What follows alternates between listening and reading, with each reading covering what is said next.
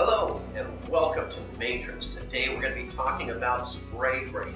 And the spray grain we're going to be talking about is a water-based spray grain. Spray grains can make or break a repair.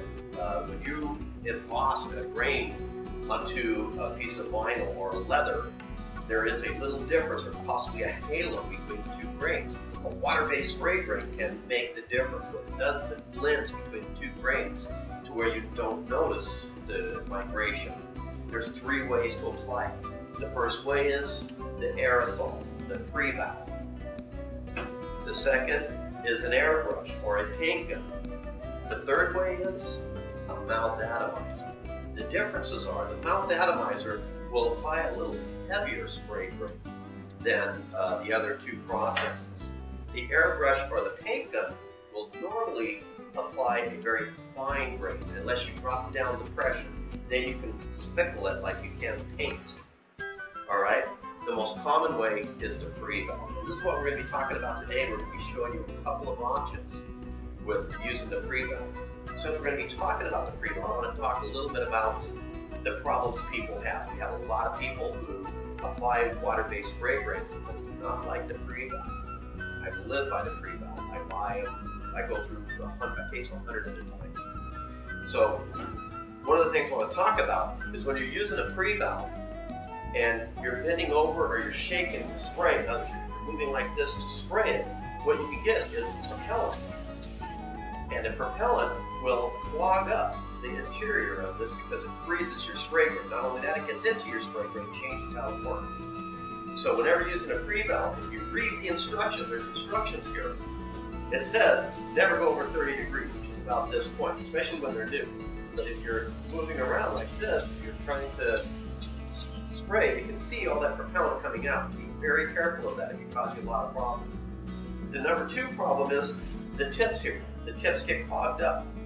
One thing you can do to prevent that is get a little bottle of water, put a lot of tips inside of it, swap out the tips in between spraying.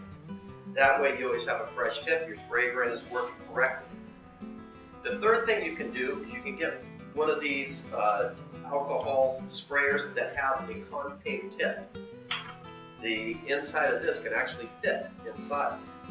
And what this does is you can force through cleaner through it.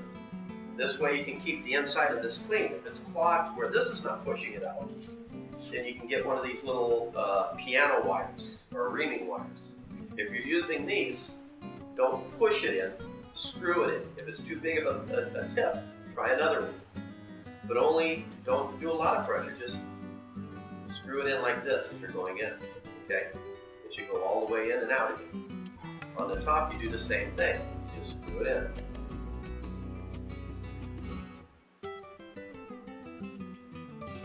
Bring it in, bring it out. This way, when you're spraying it again, you'll find it'll spray better. Then at the end, just make sure it's clear. See, it's spraying well. So that's a little bit about how the pre-valve works and how you clean it out. Now let's go through a couple examples that I did in the field. And I'll explain a little bit about my techniques. All right, here we go. Alright, this is the back of an RV seat. That's a pretty large hole. I repaired it, and if you notice, there's a halo right there. Well, we need to get rid of the halo. I used a solvent-based dye so I can iron a grain over the top of it. So make sure you use a thermostat-controlled heat gun. If you overheat it, you could cause damage. Once you've ironed it and cooled it off, you can remove the grain that you embossed. Now what you need to do is blend between the two grains. So here what we did is we're applying a spray grain to blend between the two grains right here. Now you may need to apply it 2 or 3 times before it covers up from one grain to the other. But if you do it properly when you're done, most people will not notice the repair. So the first technique is use a spray grain and lacquer-based dye. Use a grain, iron it on. Here's the before, and there's the after. So you iron on the grain, and then you apply 2 coats of spray grain. Here's a dog-ear tear. Now I'm embossing a mesh over the top of it. Now I'm going to use this mesh to help the grain. If you notice right there, you can see the mesh through the vinyl after it's been dyed. This is how I'm applying the spray grain. I'm doing a nice even pebbly effect, and this is the after. So it's really nice. There's the before.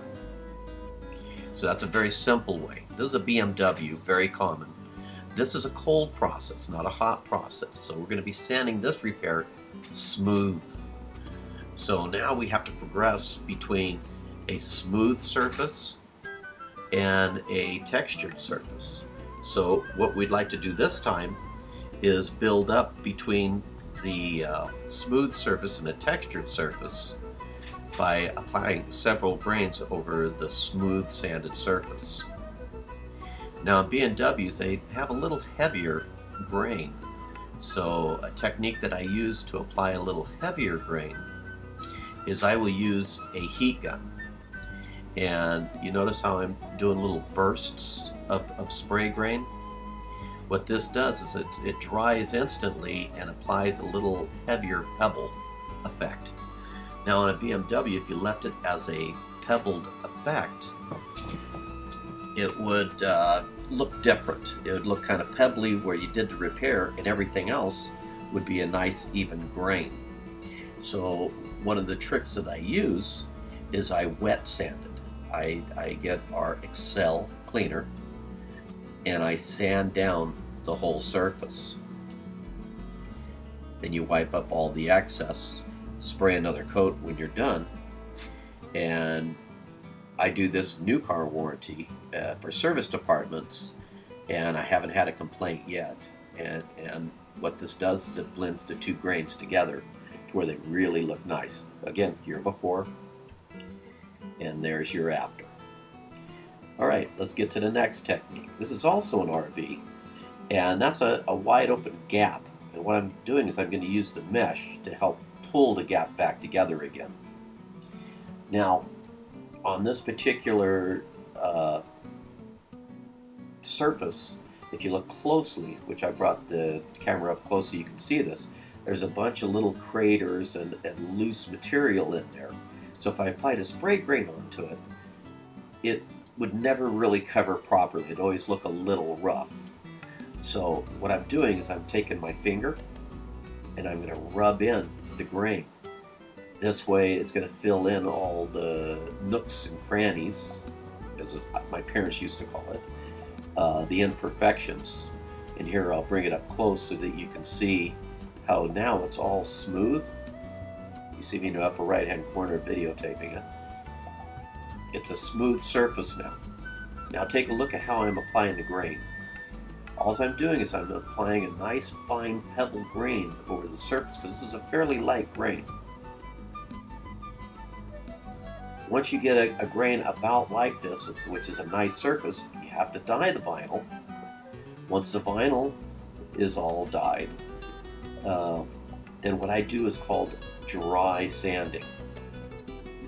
This is, you're not using any moisture at all. You're not using the Excel. You're doing a dry sanding. This is with 600 paper. Both times when I'm sanding, whether it's a wet sand or dry sand, I use a 600 paper. So here's a little tidbit for you. If you use a CO2 tank, you do not have to run a hose inside your $200,000 RV. All right, those are very simple techniques to show you. So now what I want you to do is there's your before, here's your after, and get out there and practice spray graining. And thank you. That's the end. Bye-bye.